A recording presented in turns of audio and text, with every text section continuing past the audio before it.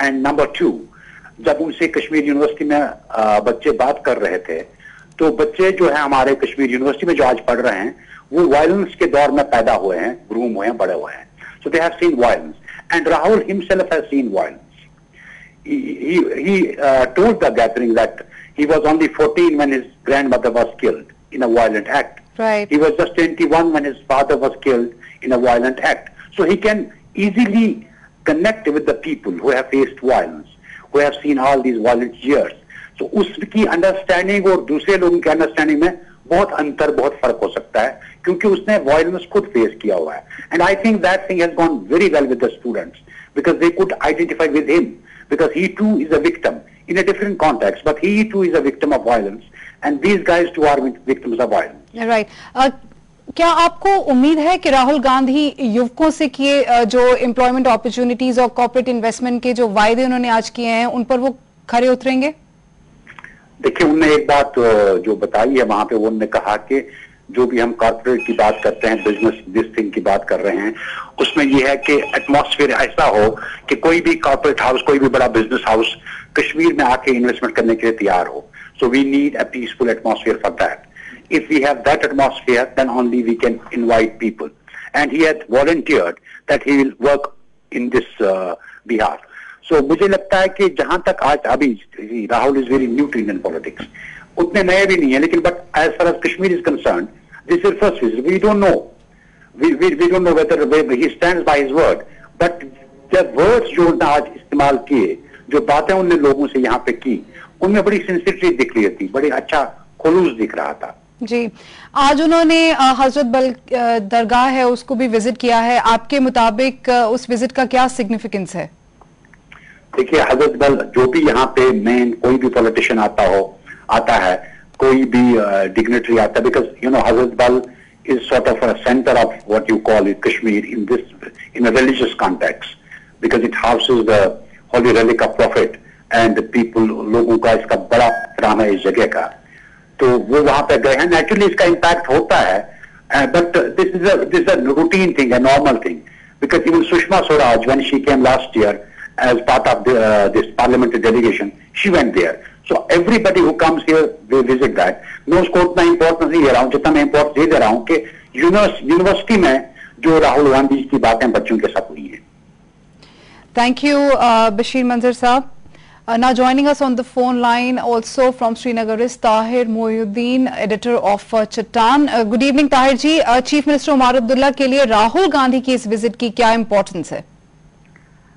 देखिए, राहुल गांधी के विजिट की इम्पोर्टेंस इस हिसाब से भी है कि पिछली दफा जब वो 3 साल रोटेशन का बड़ा मसला हो गया था और वो बड़ा जबरदस्त शोर हो गया था यहाँ से दिल्ली तक कि चेंज होना चाहिए जी. तो फिर राहुल गांधी का ये एक स्टेटमेंट आया था शायद कलकत्ता से कि नहीं जी, उमर अब्दुल्ला साहब ठीक हैं, उनको चलने दिया जाए. तो सारा जो सिचुएशन वो उसमें ड्रामेटिक जो एक चेंज आई थी रातों रात.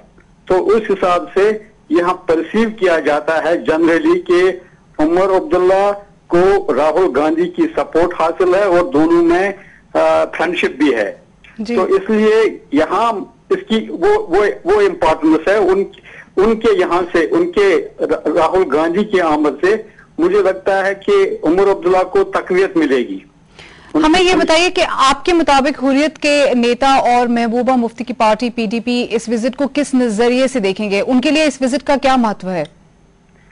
देखिए, जहां तक महबूबा मुफ्ती का ताल्लुक है, मेरे ख्याल में वो पहले भी राहुल गांधी से खुश नहीं थे, क्योंकि पिछली दफा एट द ब्रिंक जब हो गया था कि जब एजिटेशन चल रही थी पिछले साल बड़ी जबरदस्त, वो यहाँ 6 महीने, तो जब जनवरी ये समझा जा रहा था कि अब फारूक अब्दुल्ला को डिसमिस किया जाने वाला है, तो फिर राहुल गांधी ने ही उस वक्त सहारा दिया था इसको, फारूक अब्दुल्ला को.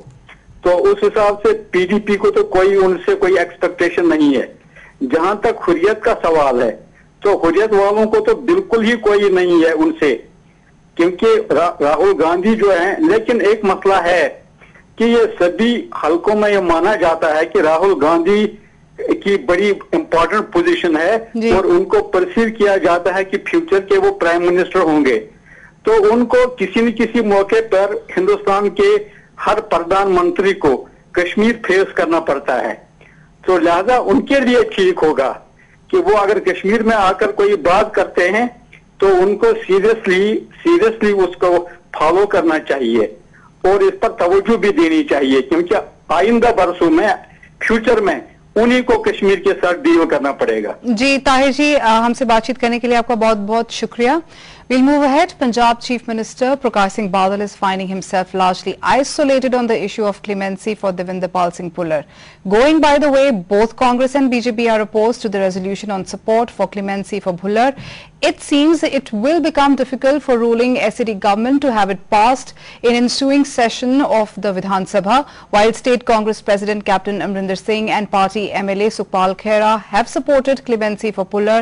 The two have opposed Badal's move to introduce a resolution in the House, labelling it as a move with political interests in mind. At the same time, CLP leader Rajinder Kaur Patil has maintained that law should be allowed to take its own course. Interestingly, SED alliance partner BJP too is opposed to the resolution and has made its opposition very clear.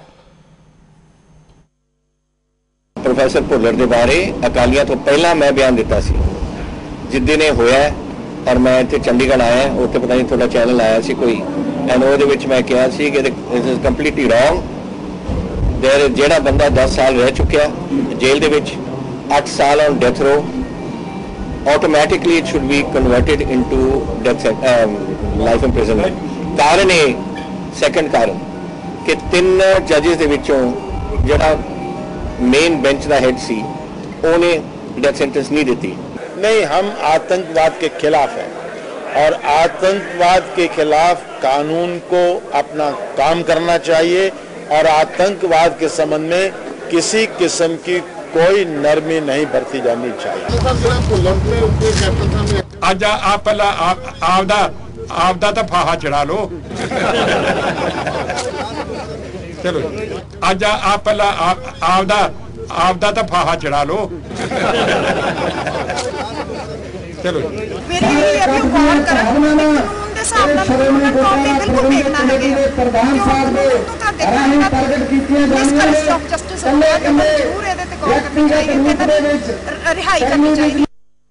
Joining us in the studios for more on this are Akali Dal MLA Virsa Singh Valtoha and Congress MLA Sukhpal Singh Khera। ਤੁਹਾਡਾ studio ਵਿੱਚ ਬਹੁਤ-ਬਹੁਤ ਸਵਾਗਤ ਹੈ।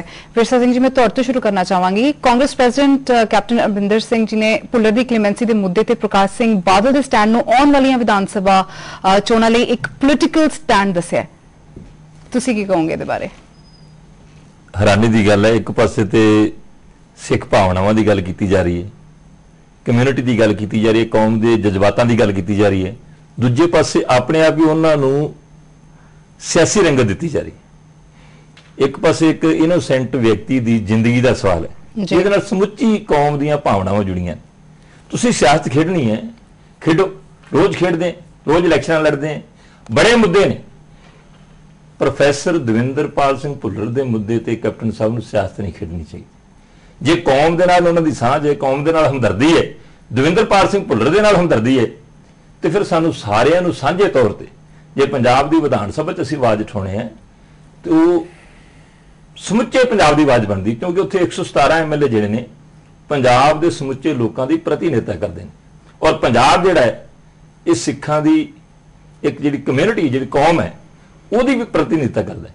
ਤੇ ਸਾਨੂੰ ਉਹਦੇ ਤੇ captain ਸਾਹਿਬ ਨੂੰ ਸੋਚਣਾ ਚਾਹੀਦਾ। ਜੇ ਪੰਜਾਬ 'ਚ ਆਵਾਜ਼ ਉੱਠੀ ਹੈ, ਜੇ CM ਸਾਹਿਬ ਨੇ ਜਾਂ ਪ੍ਰਕਾਸ਼ ਸਿੰਘ ਬਾਦਲ ਜੀ ਨੇ ਗੱਲ ਕੀਤੀ ਹੈ, ਅਕਾਲੀ ਦਲ ਨੇ ਵੀ ਗੱਲ ਕੀਤੀ ਹੈ ਕਿ ਸਾਨੂੰ ਵਿਧਾਨ ਸਭਾ 'ਚ ਰੈਜੂਲੇਸ਼ਨ ਲਿਆਉਣਾ ਚਾਹੀਦਾ ਹੈ, ਸੈਂਟਰ ਨੂੰ ਭੇਜਣਾ ਚਾਹੀਦਾ ਹੈ, ਉਹਦੇ ਤੇ ਸਹਿਮਤੀ ਕਰਨੀ ਚਾਹੀਦੀ।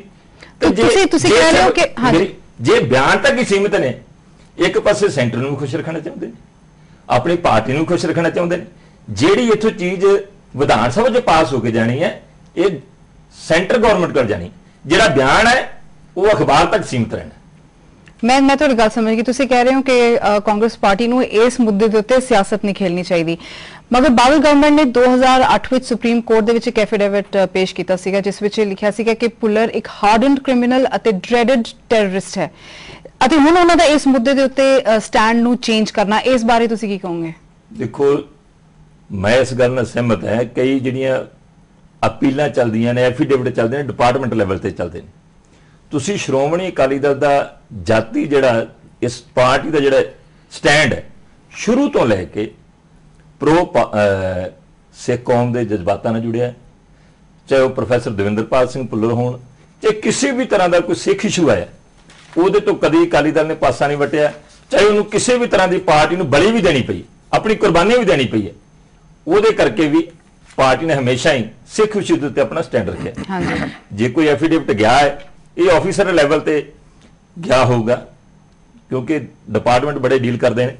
हुण कई लिखण नूं ते सानूं भी, मेरे वर्गियां नूं भी किसी समय ड्रेडेड टैररिस्ट लिखते रहे, हेटमाड़ा पिंडरां वाले लिखते रहे। ये तो लिखण दी गल्लां जिहड़ियां ने, गल जिहड़ी है साडे मेन जब सीएम साहब ये कह रहे हैं कि असीं प्रोफैसर दविंदरपाल सिंह भुल्लर इनोसेंट है, जिस तरह क्लीयर भी होया कि जिहड़े 3 जज सीगे उन्हां दे जिहड़े मेन जज सीगे उन्हां ने कहता भी इनोसेंट। एक बंदे नूं उन्होंने डेथ सेंटेंस इस करके दे देनी कि उन्हें कन्फैशन की है, उन्हें कोर्ट के सामने 164 के जिहड़े बयान होए उन्होंने विच मन्निया, वो भी ड्यूरिंग इन्वेस्टिगेशन इंटैरोगेशन, जो पुलिस कस्टडी च एक आदमी है उस गल नूं लैके डेथ सेंटेंस दे देनी टाडा दे तहत। मैं सुखपाल जी को लाना चाहांगी, तुसी आपदा स्टैंड दसोगे, तुसी जो बादल सरकार दा जो बदला होया स्टैंड है उस मुद्दे उत्ते जे आपां गल करिए तुहाडी राय की है? पहला थोड़ा जिहा दविंदरपाल सिंह भुल्लर किने हालातां च उहदी सज़ा हुई है ਉਹਦੇ ਤੇ 2-3 ਪੁਆਇੰਟਸ ਤੇ ਮੈਂ ਚਾਨਣਾ ਪਾਉਣਾ ਵਾ ਕਿ ਸਭ ਤੋਂ ਪਹਿਲਾਂ ਤਾਂ ਜਦੋਂ ਉਹਨੂੰ 1995 ਚ ਜਰਮਨੀ ਤੋਂ ਐਕਸਟ੍ਰੈਡਾਈਟ ਕੀਤਾ ਗਿਆ ਇੱਥੇ ਜੀ, ਜਰਮਨੀ ਦੇ ਵਿੱਚ ਉਸ ਵਕਤ ਡੈਥ ਸੈਂਟੈਂਸ ਹੈ ਨਹੀਂ ਸੀ। ਸੋ ਜਦ ਇਹ ਦੋ ਮੁਲਕਾਂ ਦੀ ਸੰਧੀ ਚ ਵਾਪਸ ਲੈ ਕੇ ਆਉਂਦੇ ਨੇ ਤਾਂ ਉੱਥੋਂ ਦੀ ਜਿਹੜੀ ਮੈਕਸਿਮਮ ਸਜ਼ਾ ਹੈ ਉਹ ਇਸ ਮੁਲਕ ਨੂੰ ਦੇਣੀ ਚਾਹੀਦੀ ਸੀਗੀ। ਨੰਬਰ 1 ਤਾਂ ਫਲੋ ਇਸ ਵਿੱਚ ਸਭ ਨੂੰ ਵੱਡਾ ਹੈ। ਦੂਸਰਾ ਕਿ ਉਹਨਾਂ ਦੀ ਜਿਹੜੀ ਪੁਲਿਸ ਕਸਟਡੀ ਵਿੱਚ ਕੇਵਲ ਪੁਲਿਸ ਨੇ ਕਨਫੈਸ਼ਨ ਲਿਆ ਕਿ ਤੁਸੀਂ ਫਲਾਂ ਫਲਾਂ ਕ੍ਰਾਈਮ ਕੀਤਾ ਵਾ, ਹਾਂਜੀ, और उस आधार के उत्ते उन्होंने कन्विक्शन हो गई है। और कन्विक्शन भी जी हुई, it was a split decision, तिन्ना चो एक जज ने उसको बरी कर दिता सीगा जी। और दूसरा लास्टली आई वुड से कि बहुत लंबा अरसा जेल च हो गया जी, आई मीन 12-13 साल जेल कट ली, 8 साल वो मर्सी पिटीशन चलती रही, गवर्नमेंट ने पेंडिंग रख छी। It virtually amounts to killing a person every day. So keeping all human considerations in mind and Maharaja Ranjit Singh का जो राज सीगा ਉਹਦੇ ਚ ਕਿਸੇ ਇੱਕ ਆਦਮੀ ਨੂੰ ਕੈਪੀਟਲ ਪਨਿਸ਼ਮੈਂਟ ਨਹੀਂ ਦਿੱਤੀ ਗਈ। ਸੋ ਜਿੱਥੇ ਪਾਰਟੀ ਦਾ ਕੈਪਟਨ ਅਮਰਿੰਦਰ ਸਿੰਘ ਦਾ ਸਟੈਂਡ ਹੈ, ਮੇਰਾ ਆਪਣਾ ਜ਼ਾਤੀ ਨਜ਼ਰੀਆ ਵਾ ਕਿ this is a very very serious case, it has to be considered in under human considerations. ਇੱਥੇ ਤੇ ਰਹੇਗੀ ਹੁਣ ਰਾਜਨੀਤੀ ਦੀ ਗੱਲ ਜੀ। ਤੁਸੀਂ ਆਪ ਪੜ੍ਹ ਕੇ ਸੁਣਾਤਾ ਐਫੀਡੇਵਿਟ ਇੱਕ ਕਿ ਸੁਮੇਧ ਸਿੰਘ ਸੈਣੀ ਨੂੰ ਬਚਾਉਣ ਵਾਸਤੇ, ਸੁਮੇਧ ਸਿੰਘ ਸੈਣੀ ਉਹ ਹੈ ਜਿਸ ਨੇ ਭੁੱਲਰ ਦੇ ਪਿਤਾ ਜੀ, ਭੁੱਲਰ ਦੇ ਮਾਸੜ ਜੀ, दर्शन सिंह मुल्तानी एक IAS ऑफिसर जो बच्चा एक इंजीनियरिंग कर रहा सी उस वेले मोहाली च, इन्हां तिन्नां नूं एक फेक इनकाउंटर विच एलिमिनेट किया। हाई कोर्ट ने इंक्वायरी उपरंत CBI हाई कोर्ट ने CBI नूं इंक्वायरी दी, CBI ने इंक्वायरी उपरंत सुमेध सिंह सैनी के खिलाफ एक FIR दर्ज की।